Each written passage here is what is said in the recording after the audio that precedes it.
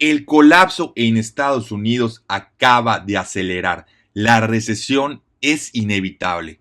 Muy buenas a todos, compañeros inversionistas. El día de hoy vamos a platicar acerca de estos nuevos datos económicos que han actualizado el modelo del GDP, de la estimación de GDP del primer trimestre en Estados Unidos. Y si recuerdan, hace apenas 4 o 5 días habíamos subido un video en el que habíamos visto que esta estimación se encontraba más o menos en el 1.5% negativo, ¿no? Una contracción del 1.5%. Y al día de hoy, solo 4 días después, la nueva estimación es para un decrecimiento del 2.8%, casi el 3%. Y este tipo de contracción, señores, no se confundan, es una brutalidad, ¿no? No estamos acostumbrados a esto. Normalmente vemos decrecimientos del 1 al 2%. Un decrecimiento de casi el 3% sería una locura para la economía americana, ¿no?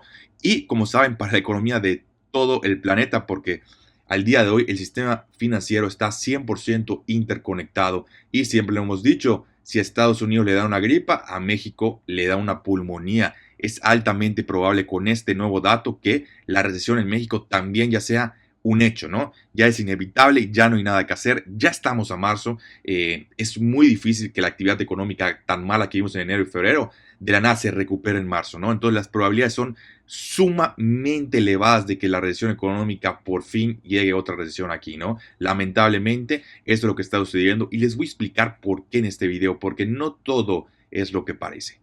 Bueno, lo primero que hay que entender es que el GDP está compuesto principalmente por exportaciones, importaciones, y hay un factor que la gente muchas veces no le presta atención, que es el dinero que gasta el gobierno o el government spending, ¿no? Entonces, la realidad es que tanto el año pasado como hace 2 años, la economía americana había estado tan fuerte porque había un crecimiento muy importante en el dinero que estaba gastando el gobierno.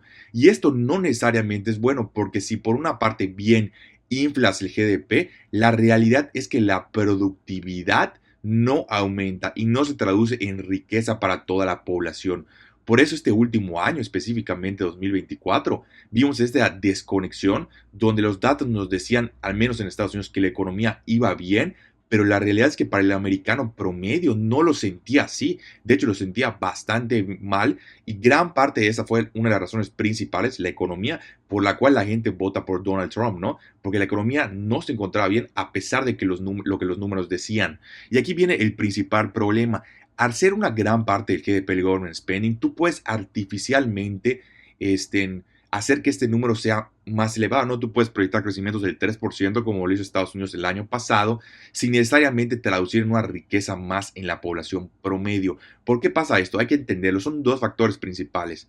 Uno, el empleado gubernamental es probablemente el empleado más ineficiente que existe. Ahora, no lo digo por una persona en sí, sino en promedio, ¿no? Entonces, si yo agarro el promedio de los trabajadores gubernamentales y lo comparo con el promedio de un trabajador privado, el trabajador privado va a ser altamente más eficiente que el gubernamental. ¿Por qué? Lo podemos platicar. Hay muchas cosas, ¿no? Desde que existe obviamente corrupción, muchas veces también existe nepotismo, etcétera, etcétera. Y muchas veces también se crean puestos que no son necesarios, ¿no? Simplemente para cumplir alguna cuota o hacer algún favor que se tenía pendiente, ¿no? Digo, en México te lo puedo platicar porque lo he visto de cara a cara, ¿no? No es así como que una teoría, lo he visto.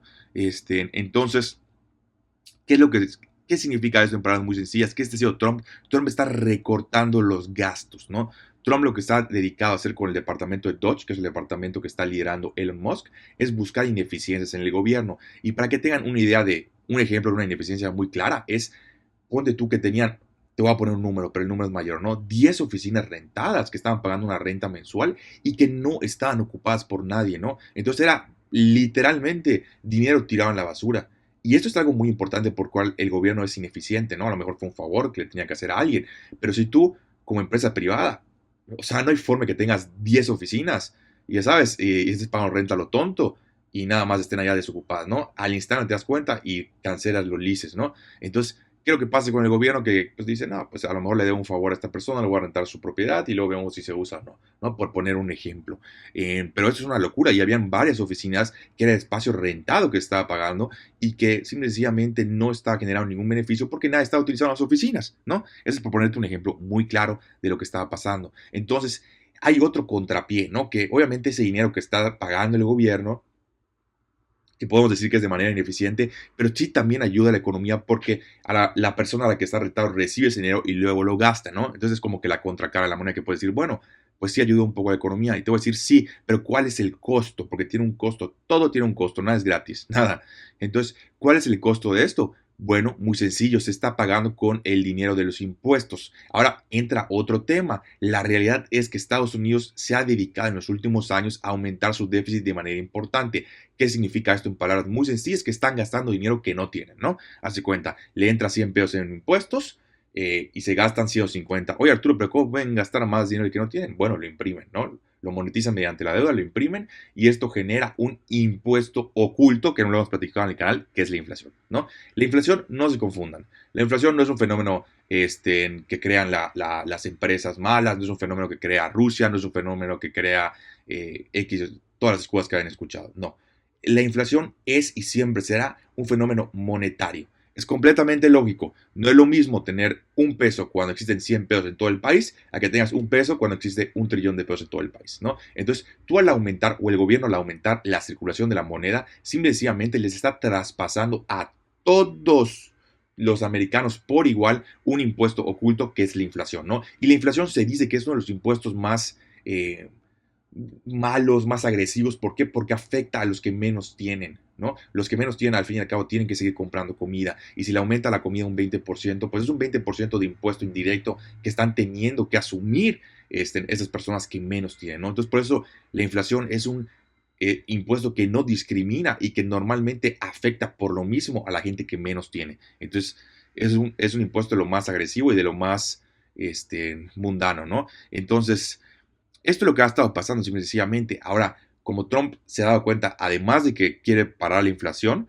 también sabemos que esto no es sostenible a largo plazo. No puede seguir imprimiendo dinero de manera discriminada y no tener ninguna consecuencia a largo plazo, ¿no? Si no, pregunta a Zimbabue lo que le pasó, que creyó que imprimiendo dinero iba a solucionar todos sus problemas y terminó valiendo literalmente nada su moneda, ¿no? Por poner un ejemplo drástico. Pero bueno, entonces están corrigiendo el problema, sí, pero esto va a traer, mejor dicho, dolor a corto plazo, ¿no?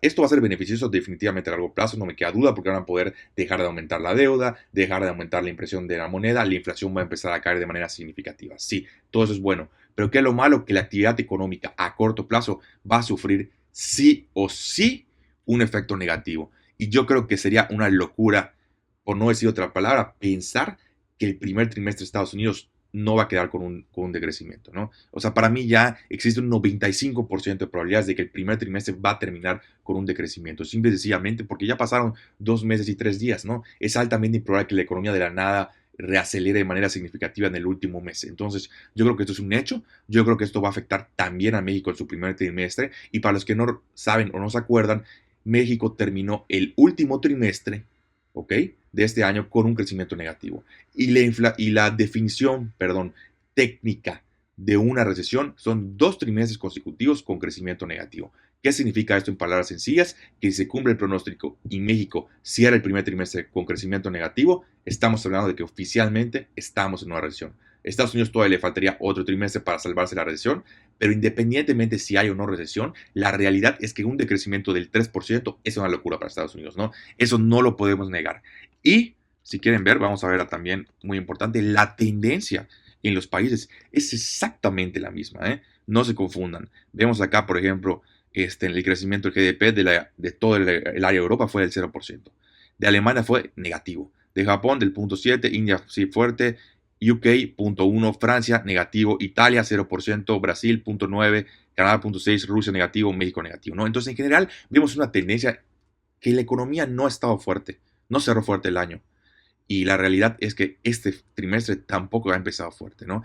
Ahora, estamos empezando lo que puede ser una recesión muy importante. Lo que no sabemos, como siempre, que creo que lo más importante es dos cosas. El primer factor es qué tanto va a durar la recesión y qué tan agresiva va a ser, ¿no? Porque no es lo mismo una recesión de que, ay, cayó todo un 5% a una recesión donde caímos un 20%, por poner un ejemplo. Y no es lo mismo una recesión que tardó un año, una recesión que tardó 3, 4, 5, 10 años, ¿no? Por poner ejemplos así bastante drásticos. Entonces, insisto, la cosa se nota complicada. Las acciones, el mercado de bolsa se está dando cuenta de esto. De hecho, si vemos el índice Triple Q, que es el del Nasdaq 100, de las 100 empresas tecnológicas más importantes de Estados Unidos, vemos que su rendimiento en todo lo que va del año, es decir, en estos 2 meses y 3 días, ha sido negativo, del menos 2.5%, que no es algo muy común de ver, ya que enero tradicionalmente es un mes muy fuerte, febrero normalmente baja, pero no tanto. ¿Ok? Y si vemos el rendimiento desde su punto más alto, que llegó a estar acá, estamos hablando de un decrecimiento del 7.87%, vamos a redondear el 8%. ¿Qué significa esto? Que estamos muy cerca de una corrección económica en bolsa. ¿Qué es una corrección? Una caída del punto más alto del 10%. ¿Qué es un mercado de osos? Ahora estaríamos hablando de una corrección o más bien un decrecimiento del 20%. Todavía nos falta mucho para eso, y hay que recordar que el último mercado de osos fue en el 2022-2023. Sería muy pronto para que tengamos otro mercado bajista. Dicho esto, no hay ninguna ley que te prohíba tener dos mercados bajistas con un año o 2 años de diferencia, ¿no? Normalmente se dan cada 5 o 10 años, pero no hay ninguna ley que te diga que no pueda haber. ¿Me explico? Entonces, es una realidad que pudiese ser, inclusive que terminemos este año también con una corrección, con un mercado bajista, un mercado de osos, en Estados Unidos también. Entonces, la situación pinta mal, ¿no? Estamos viendo esta tendencia en todos los países. Además, se está complicando la cosa con lo que platicó, con lo que pasó el sábado con Zelensky y Trump, que no hay una muy buena relación entre ellos. Además de eso, tenemos el tema de las tarifas que está poniendo Trump, que ya mañana supuestamente entran en vigor las tarifas a México y a Canadá. Además de eso, tenemos las tarifas recíprocas que también entran en vigor, a partir del mes de abril. Entonces, en general, todo parece ser que está formando una bomba perfecta para explotar, ¿no? Tenemos problemas geopolíticos y tenemos problemas económicos de guerra comercial, básicamente Estados Unidos contra todos, ¿no? Entonces, si las tarifas entran en efecto, no se confundan, la actividad económica va a sufrir, ahí sí, independientemente de lo que pase, un decrecimiento bastante importante, tanto como Estados Unidos, pero sobre todo para México, ¿no? Va a lastimar mucho a la economía mexicana. Esperemos que esto no suceda, porque creo que en general es interés de todos que no tengamos que sufrir este tipo pues de recesiones. Lamentablemente, a veces tienen que pasar estas cosas. No se pueden evitar al 100%, es parte de la vida, pero esperemos que no sea tan malo como está pintando la cosa al día de hoy. Esto por el video de hoy. Si les gusta este contenido y quieren darle más seguimiento a lo que va a estar pasando, no solo en la bolsa, sino en la economía, pueden suscribirse y apoyar con un like. Nos vemos en el próximo.